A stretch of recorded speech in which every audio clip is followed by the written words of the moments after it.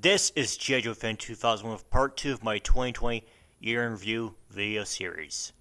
In the previous part, we have addressed my views on COPPA. That video and this one are part of a playlist. We will be sticking to politics and looking at my views on the 2020 US presidential election.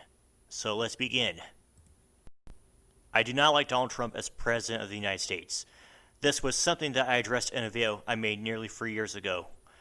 There are various reasons, but I'll narrow it down to the ones I feel are the most significant. First, Trump is undoing what most of Barack Obama did. Case in point, rolling back environmental regulations to combat climate change. I'm no environmentalist, but even I think it's troubling. Very troubling. And there is the argument that some of these regulations have either a negative impact or little to no impact at all. But I still do care about the environment, but not on Greta Thunberg levels. Another reason is his relationship with the world. Trump has started various trade wars with China, including putting tariffs on their goods, as well as ones that come out of Canada, Mexico, and the European Union.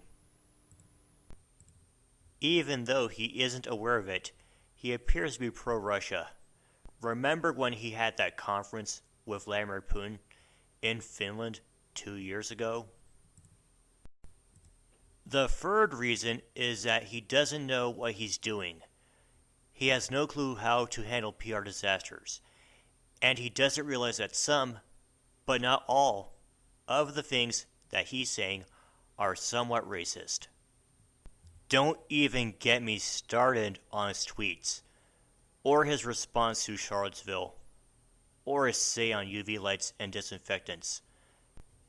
As they say, elect a clown, expect a circus.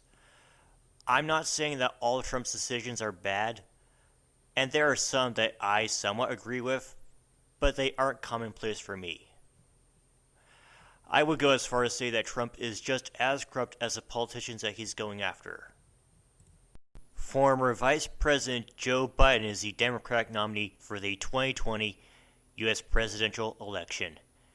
And as painful as it sounds, I support Biden and I will vote for him, even if he makes gaffes or if I disagree with some of his ideas. But he promises that he'll be a one-termer, and says that his cabinet will make most of the decisions. That's also what unfortunately happened with George W. Bush.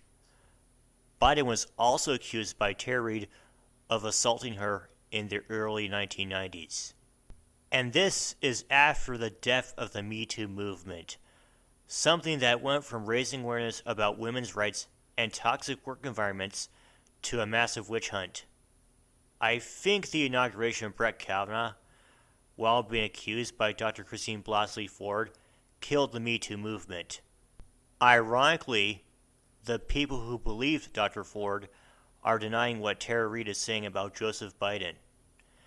This is not confirming nor denying that these events ever happened. And to be fair, we did have some bad presidential candidates just like we did in 2016. They included radical liberals Bernie Sanders, who also ran in 2016, and Elizabeth Warren. I did like Beto O'Rourke and Amy Klobuchar. I did not care about candidates like Tulsi Gabbard or Mayor Pete Buttigieg. America may be ready for a female president, but I don't think it's ready for an openly gay president. With his current image, there is a very good chance that Donald Trump will be a one-termer. I don't know what will happen if he does somehow win a second term.